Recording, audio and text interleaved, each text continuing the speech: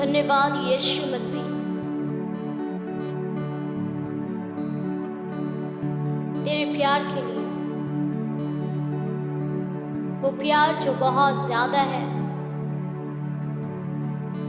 वो बलिदान के लिए जो तेरे प्यार का सबूत था।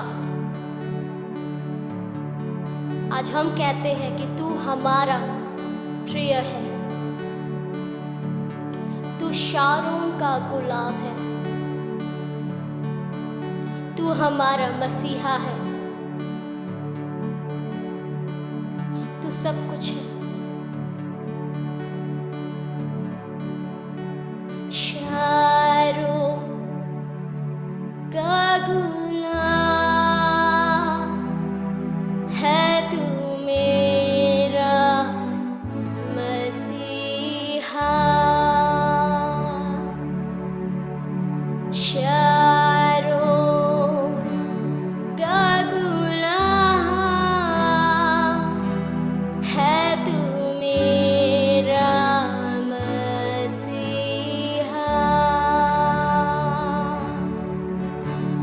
तू मुझे जल देता जिससे मैं तृप्त हो जाता।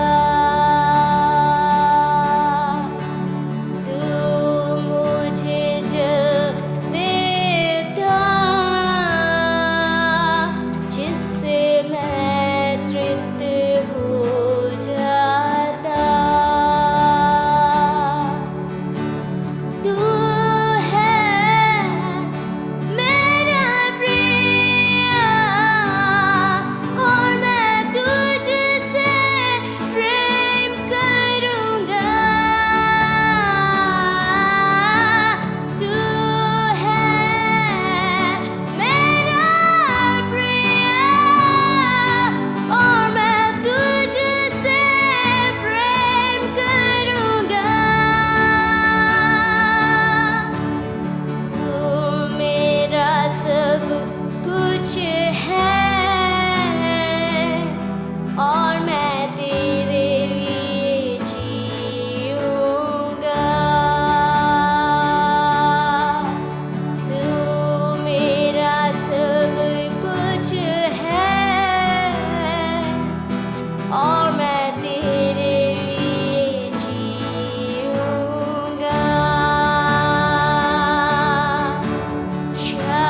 शारोन का गुलाब है, तू मेरा मसीहा। तू मुझे जल देता जिससे मैं तृप्त हो जाता। तू है मेरा प्रिय और मैं तुझसे प्रेम करूँगा। तू है मेरा प्रिय और मैं तुझसे प्रेम करूँगा। तू है मेरा प्रिय और मैं तुझसे प्रेम करूँगा। तू मेरा सब कुछ है और मैं तेरे लिए जीऊँगा। आइए सब कहते हैं, तू मेरा सब कुछ है और मैं तेरे लिए जीऊँगा। तू मेरा सब कुछ है और मैं तेरे लिए जीऊँगा। तू मेरा सब कुछ है परमेश्वर। हम तेरे बेटे और बेटियां हैं। पवित्र आत्मा, तेरा रूह से हम सभी को भर दे, क्योंकि तू महान है, तू महान है।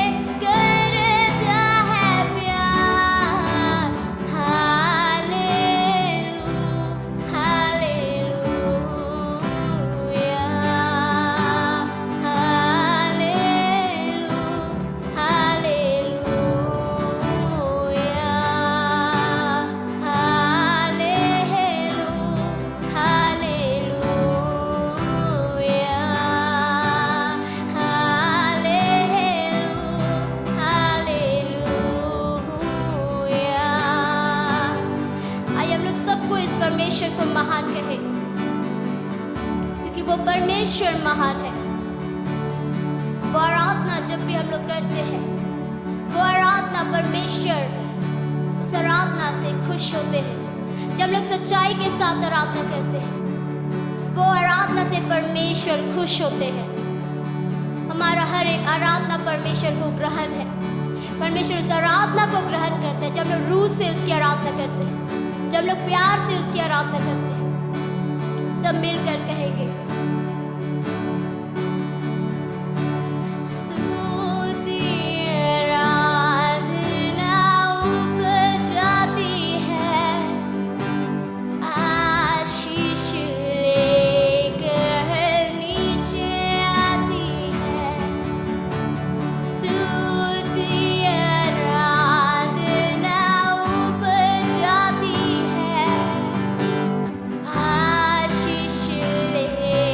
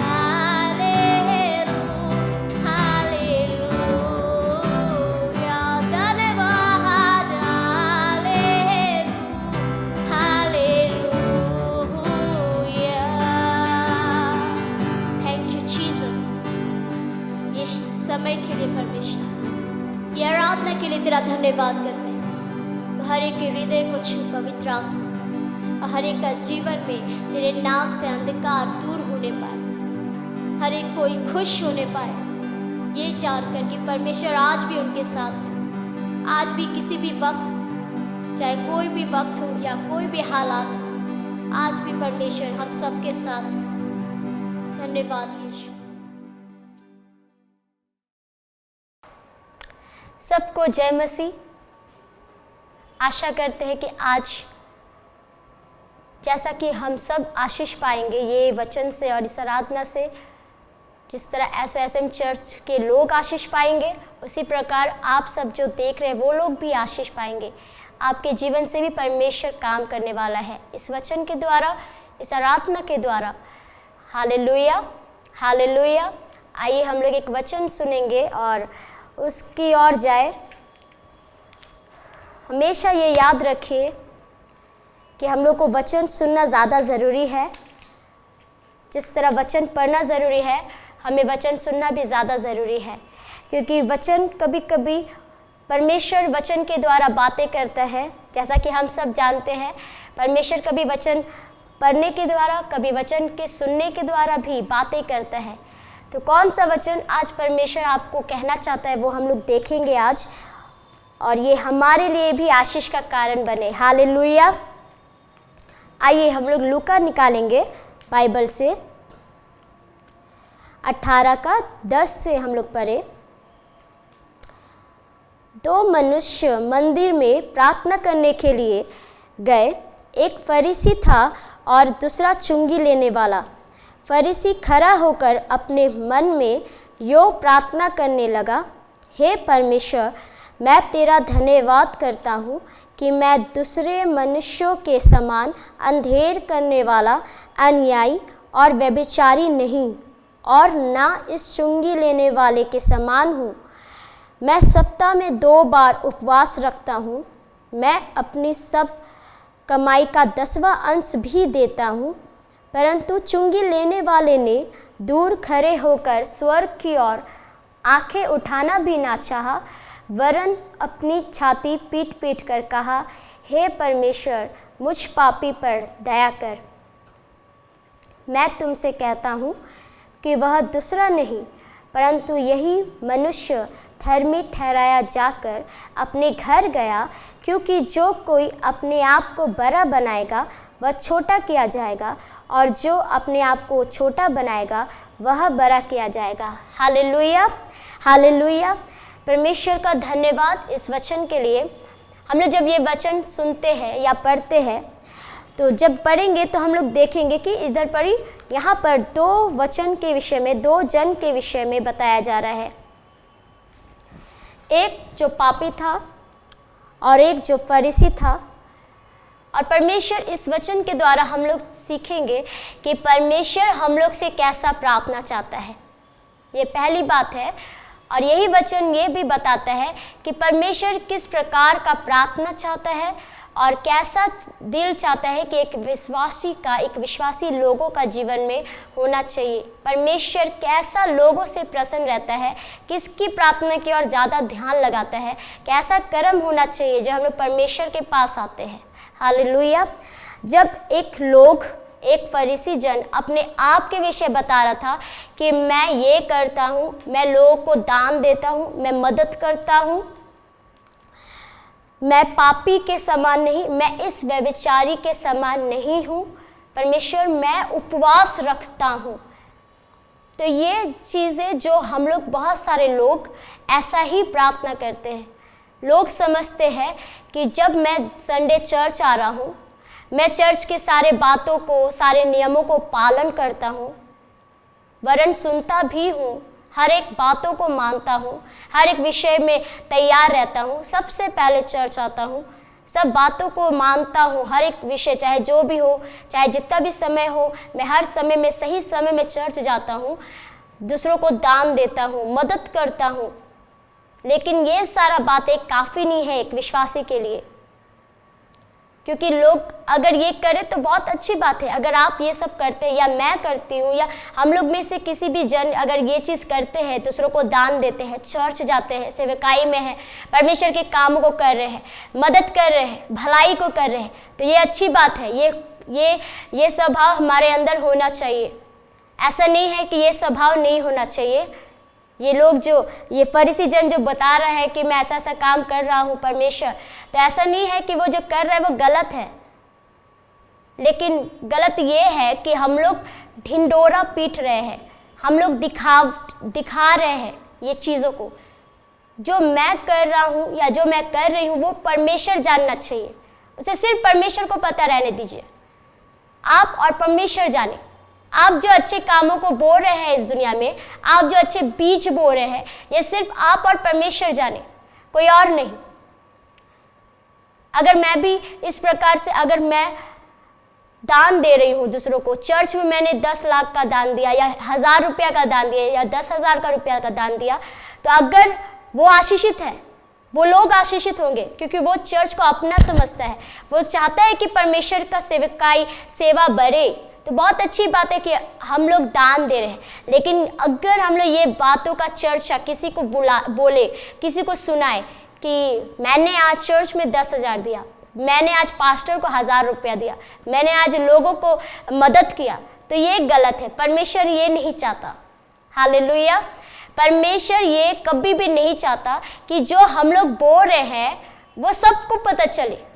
बाइबल बताता है मत्ती में, जो तेरा दाहिना हाथ करता है उसे तेरा बायां हाथ जाने ना पाए। जो आप भलाई कर रहे हैं वो किसी को पता ना चले, सिर्फ आप और परमेश्वर को पता होना चाहिए। जब आप उपवास रख रहे हैं, ये भी एक तरीका का उपवास, ये जो हम लोग भलाई करें ये भी एक उपवास है। क्योंकि अगर हम लोग दान दे रहे थे, ये भी एक त्याग है परमेश्वर के लिए, उपवास है। क्योंकि जब हम लोग मसीह में नहीं थे, जो लोग अभी अभी बदले हैं, परिवर्तन हुए, जो लोग बैप्तिस्मा लिए हैं, जो लोग शुरू से मसीही नहीं हैं, अगर अब मसीह में आए हैं, अभी मसीह में आए हैं, तो पहले अगर देखा जाए तो हम लोग शायद मंदिरों में इतना दान नहीं देते होंगे, या फिर भलाई करना क्या है ये हम लोग नहीं जानते थे, मदद करना क्या है ये नहीं जानते थे। लेकिन जब हम लोग चर्च में आते हैं तो हम लोग दे रहे हैं, इसका मतलब हम लोग त्याग कर रहे हैं। हम लोग अपना घटी में से दे रहे हैं, हम लोग अपना कमाई में से निकाल के परमेश्वर को दे रहे हैं। कोई अगर इंसान को मदद करे तो ये बात अच्छा है, लेकिन हम लोग परमेश्वर को दे रहे हैं जिसे हम लोग देखते भी नहीं। हम लोग परमेश्वर के कामों को दे रहे हैं जिसे हम लोग को पता भी नहीं है कि ये पैसा कहाँ जा रहा है। तो हमें जब हम लोग भलाई कर रहे हैं या हम लोग जो कुछ कर रहे हैं वो सिर्फ और सिर्फ परमेश्वर को पता होना चाहिए। परमेश्वर ये चाहता है। फरीसी का प्रार्थना जब हम लोग अंत में देखते हैं कि एक और जनता जो कहने लगा कि मैं पापी हूँ, परमेश्वर मुझे क्षमा कर, क्योंकि वो जानता था कि वो इतना पापी है कि वो नज़र उठाकर ऊपर भी देख नहीं पा रहा था। वो जानता था कि मैं पापों से घिरा हुआ हूँ, लेकिन वो अपने आप को नम्र किया। ये विश्वास करना है, अपने आप को नम्र बनाना है। जब हम लोग कोई बड़ा चीज़ परमेश्वर के लिए त्याग कर रहे हैं, अपना स्वाभिमान को त्याग कर रहे हैं, अपना बड़ाई नहीं कर रहे हैं, तो ये भी एक परमेश्वर के लिए त्याग है हमारे लिए। ये भी एक नम्रता का चिन्ह है हमारे लिए कि हम लोग कर रहे हैं। हर एक चीज़ों को सहना एक त्याग है परमेश्वर के लिए कि उसकी महिमा हो मेरे जीवन से, हमारे जीवन से। ये चीज़ जानना ज़रूरी है कि परमेश्वर चाहता ज़रूर है कि हम लोग दान दें, भलाई करें, पाप ना करें, व्यभिचार ना करें, लेकिन ये कभी नहीं चाहता कि हम लोग सब कोई को शोर करें, सब कोई को बताए कि मैंने ये परमेश्वर के लिए किया। हालेलुया। इसलिए एक इंसान जो पापी था, जो कुछ भी नहीं बोला कि मैं दान देता हूँ या ये करता हूँ या वो करता हूँ, लेकिन वो सिर्फ क्षमा मांगा अपने पापों के लिए, वो नम्र बना यीशु मसीह के सामने, परमेश्वर के सामने। इसलिए वो इंसान जो परमेश्वर के बहुत कुछ किया था, वो इंसान का नहीं, लेकिन परमेश्वर ने उसको सुना जो अपने आप को परमेश्वर के सामने नम्र किया। हालेलुया। आज हमें ये जानना है मेरे मसीह में भाई और बहन, हम लोग प्रार्थना कर रहे हैं, लेकिन प्रार्थना को अपना मन से निकालने के लिए प्रार्थना कीजिए। वो जो आपके दिल में है, आपका प्रार्थना आपका दिल से निकला हुआ प्यार होना चाहिए। आपका प्रार्थना आपका दिल से निकला हुआ विश्वास होना चाहिए, तभी वो परमेश्वर आपका प्रार्थना को सुनेगा। हम लोग प्रार्थना किसी को दिखाने के लिए ना करें, हम लोग प्रार्थना अहंकार से भर कर ना करें, लेकिन परमेश्वर का इच्छा को जाने कि परमेश्वर किस तरीक़ा से प्रार्थना चाहता है। हम लोग 2 जन के विषय में सुने कि क्या करना है और क्या नहीं करना है, कैसा प्रार्थना करना है और किस प्रकार से हमें रहना है। हालेलुया। परमेश्वर यही आज हमें भी इस वचन के द्वारा सिखाना चाहता है। इस 2 टॉपिक से बहुत कुछ हम लोग सीखते हैं कि हमें भलाई भी करना है लेकिन बताना नहीं है। हम लोग को परमेश्वर के सामने नम्र बनना है। हम लोग को प्रार्थना किसी को दिखाने के लिए नहीं करना है, हम लोग को परमेश्वर से प्यार करना है। तभी वो परमेश्वर हमें सिखाता है कि हम लोग नम्र बने। उसका आत्मा मेरे अंदर आएगा जब हम लोग परमेश्वर के सामने अपना हर एक बात दिल से निकला हुआ बात बोलेंगे, ना कि लोगों को दिखाने के लिए बड़ी बड़ी बातें बोले, लोगों को दिखाने के लिए बड़ा बड़ा शब्दों में प्रार्थना करें। परमेश्वर ऐसा बातों से या ऐसा वचन से, ऐसा प्रार्थना से कभी भी खुश नहीं होता, ऐसा शब्दों से खुश नहीं होता। अगर आपसे दिल से निकला हुआ एक भी शब्द जो आपका दिल से निकले, उससे परमेश्वर खुश होता है। हालेलुया। परमेश्वर इस वचन के द्वारा आपको आशीष करे। सबको जय मसीह।